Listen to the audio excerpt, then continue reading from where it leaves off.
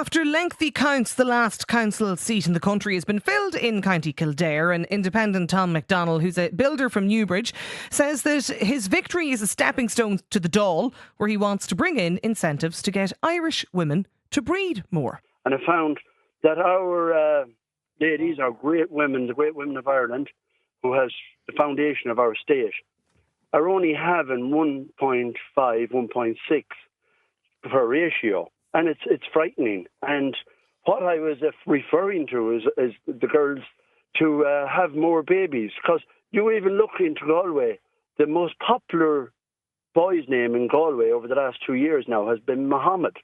And that wouldn't be an Irish name like Sean or Tomas, you know. It's not our name. So I think Irish ladies, the great women of this country, were just forced into work because they have to pay their bills, and they're not given any tax incentives.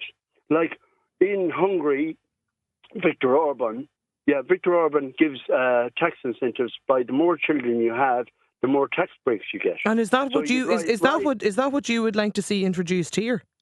Oh, absolutely. So the more children, the indigenous Irish women, the more children they have. The working women I'm referring to, the more children they have, the more tax breaks they get. Is it not a very outdated and even possibly misogynistic view, Tom, that we'd effectively see women as a breeding ground, really? Is that... Not at all. Women are... See, I come from Mayo originally, the west of Ireland, and I'm from a family of 10. And my mother... And my father worked, he had 3 jobs. We had a farm, my dad was a postman, he was a fire chief, right? My mother ran the home. She never stopped baking, she never stopped making butter, she done the vegetables.